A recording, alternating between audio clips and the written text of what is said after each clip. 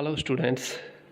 Today I'm here with a new chapter of class 9th Moments, and the chapter name is The Lost Child by Mulk Raj Anand.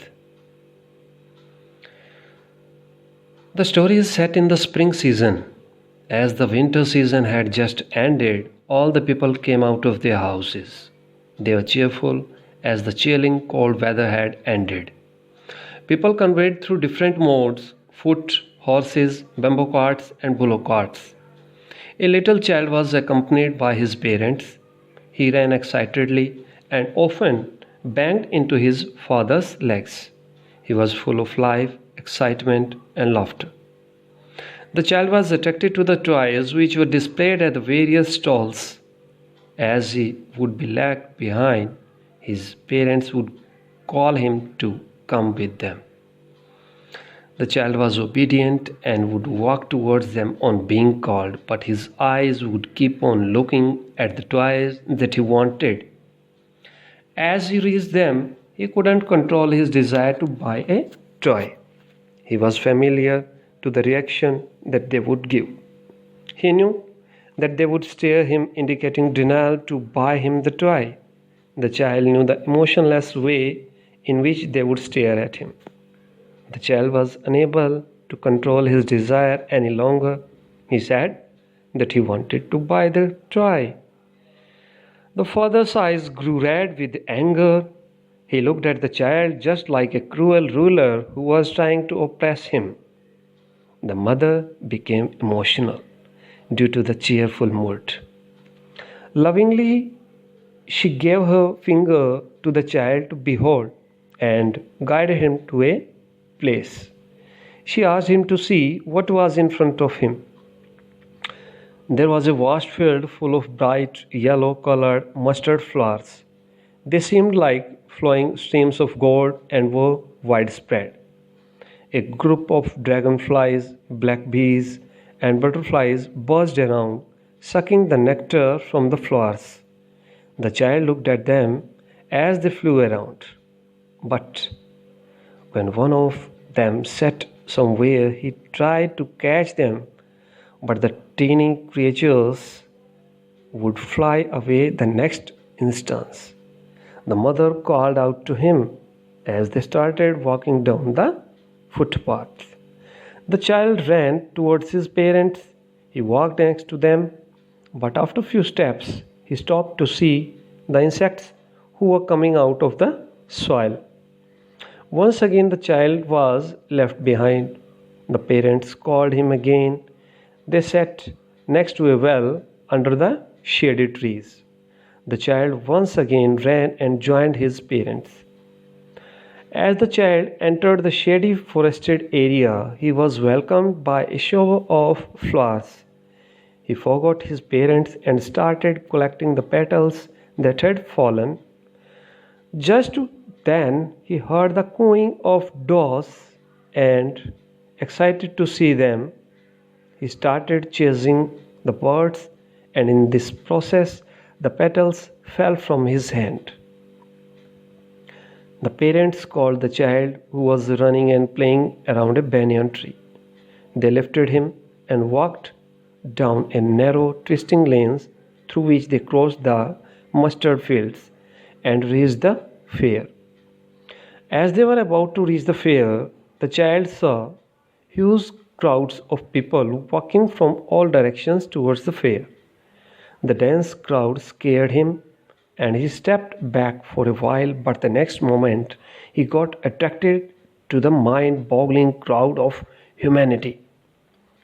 At the entrance of the fair, to one corner, a sweetmeat seller had set up a shop.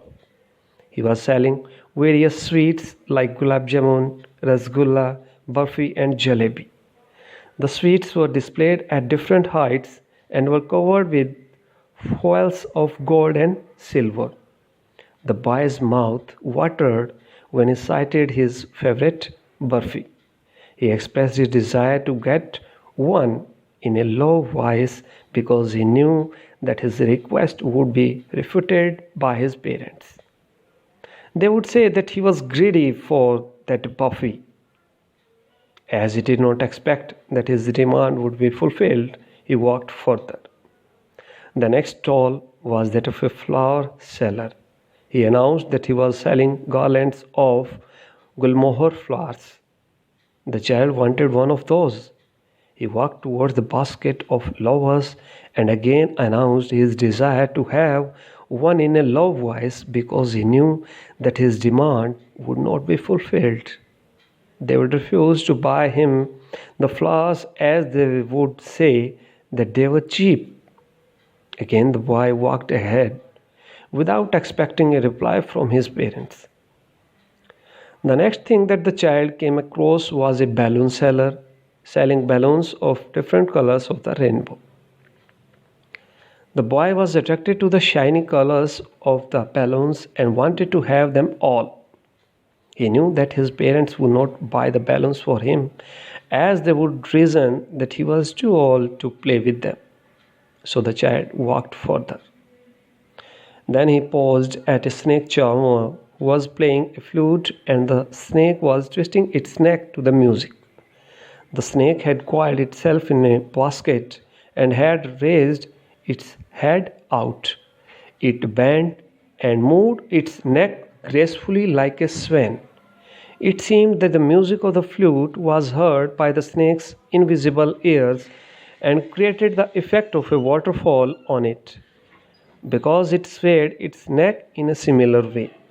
The boy walked towards the snake charmer, but as his parents had warned him to remain away from the unpleasant music played by such men, he walked further. Then he saw the sound of roundabout swing. It was full of men, women, children who were enjoying the ride.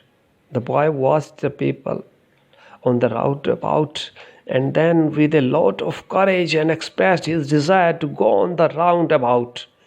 When his parents didn't reply, he turned towards them. He said that I don't want. He saw that they were nowhere around. He looked around and behind his parents were nowhere to be seen.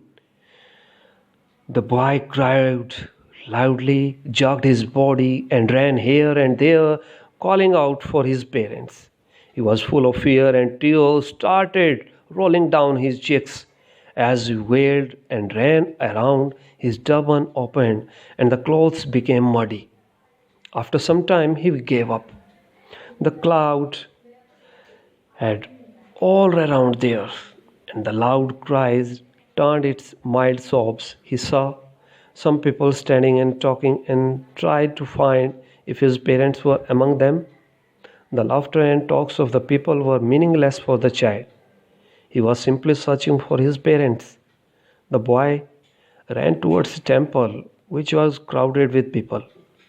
He ran through the legs of men, calling out for his parents. The crowd was pushing each other as he neared the entrance of the temple. The boy got scared of huge, strong men who stared people with their murderous eyes and pushed them with their strong and big shoulders. The boy could have been crushed under the feet of the man had his cries not been heard by a man in the crowd. He lifted the child. As the man got the child out of the crowd, he asked him how he had reached there and what were his parents' names. The child cried even more and repeated that he wanted to get to his parents. The man tried to relax the child by taking him to the roundabout swing. He offered him a ride, but the child screamed and wept loudly that he wanted his parents. The man started walking back on the same route which the child had taken. So he took the child to the snake charmer. He asked him to listen to the nice music being displayed by the snake charmer. The child shut his ears with his fingers and screamed loudly that he wanted his parents.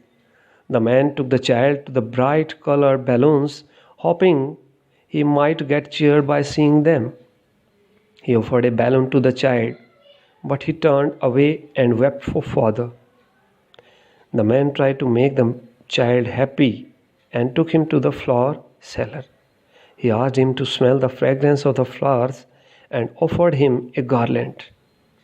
The child refused to smell the flowers that he wanted to buy earlier because now his priority was to get his parents.